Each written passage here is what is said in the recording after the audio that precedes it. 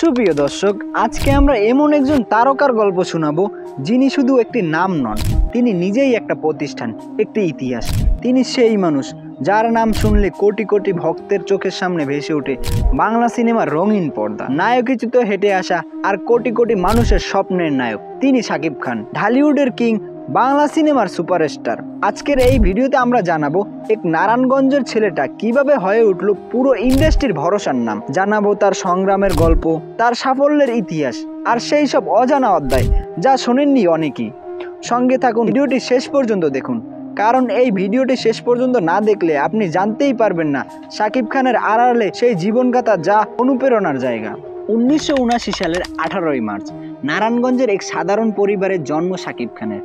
তার মা নূরজাহান বেগম একজন সাধারণ গৃহিণী। বাবার স্বপ্ন ছিল ছেলেকে ডাক্তার বা ইঞ্জিনিয়ার বানানো, আর সেই স্বপ্ন পূরণের লক্ষ্যেই শাকিব খানও স্কুল কলেজে জীবন এগিয়েছিলেন সোজা পথে। এসএসসি পাস করেছিলেন সায়েন্স গ্রুপ থেকে। ডাক্তার বা ইঞ্জিনিয়ার হওয়ার পথে যখন পা বাড়াচ্ছেন তখনই জীবনে আসে এক বড় মোড়। ফের বসে অবকাশে মার্শাল আর্ট আর নাচ শিখতে শুরু করলেন, আর সেখানেই পরিচয় হলো কোরিওগ্রাফার অজিস রেজার সাথে। অজিস রেজা টের পেলেন এই ছেলের চেহারার গতি আর পর্দাশীলতা লুকিয়ে আছে পর্দায় রাজা হওয়ার সম্ভাবনা। অজিস রেজা শাকিবকে নিয়ে গেলেন ঢালিউডের অতুল ঘরে ভিএফডিসিতে, আর সেখানেই শুরু হলো এক নতুন ইতিহাসের পথ চলা। শাকিব খানের প্রথম সিনেমা অনন্ত ভালোবাসা। সিনেমাটি সুপারহিট না হলেও দর্শক টের পেয়েছিলেন নতুন একজন তারকার আগমন ঘটেছে। কিন্তু সহজ ছিল না সেই দিনগুলো।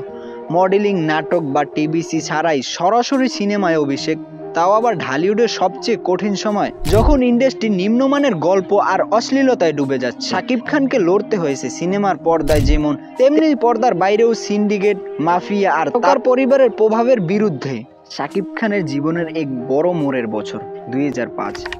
এই বছর মুক্তি পায় আমার স্বপ্ন তুমি, যেখানে শাকিব খান নিজের অভিনয় দিয়ে শীর্ষ তারকাদের ছাপিয়ে গেলেন।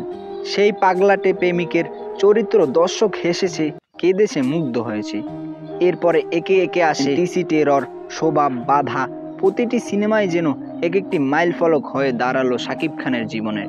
শোভা সিনেমায় প্রতাপ চরিত্রে শাকিবের অভিনয় এতটাই শক্তিশালী ছিল যে আজও দর্শকরা বলে প্রতাপ মানেই শাকিব খান।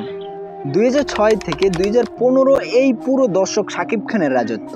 এক বছরেই 18টি সিনেমায় কাজ করে, একটার পর একটা ব্লকবাস্টার, আর সেই সাথে সাথে পারিশ্রমিকের শীর্ষে 10 লাখ 12 লাখ পারিশ্রমিকের রেকর্ড একাই গড়লেন তিনি। কিন্তু এত বেশি কাজ আর নিম্নমানের সিনেমা করতে করতে এক সময় সমালোচনার মুখোমুখি হতে হলো।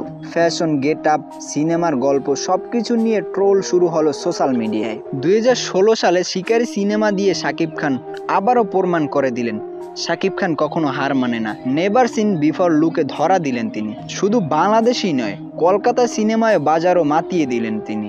এরপর নবাব, চালবাজ, একের পর এক একটি হিট সিনেমা। যৌথ প্রযোজনার সিনেমা বন্ধ করার চক্রান্ত শুরু হলো, কারণ শাকিব খান আর কারো নিয়ন্ত্রণে ছিল না। তারপর আবার ফিরে এলেন দেশীয় সিনেমায়, আর শুরু হলো নতুন লড়াই। করোনা মহামারী যেন শাকিব খানের জীবনের এলো আশীর্বাদ হিসেবে। দীর্ঘ বিরতিতে নিজের ক্যারিয়ারের বিশ্লেষণ করলেন, বুঝলেন দর্শক আসলে কি চায়, নিজেকে নতুন করে সাজিয়ে তুললেন। প্রিয়তমা, তুফান, বরবাদ, তাণ্ডব।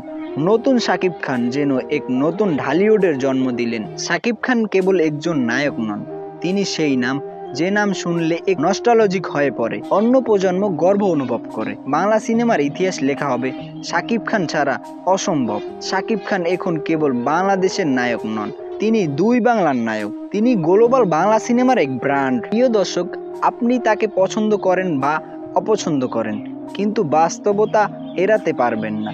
তিনি নাম্বার ওয়ান, তিনি ঢালিউডের কিং, তিনি বাংলা সিনেমার সর্বকালের সেরা তারকা। শাকিব খানের প্রতি রইল আমাদের অফুরন্ত ভালোবাসা ও শ্রদ্ধা। আমরা গর্বিত আমাদের বাংলা সিনেমায় জন্মেছে এমন এক জীবন্ত কিংবদন্তি।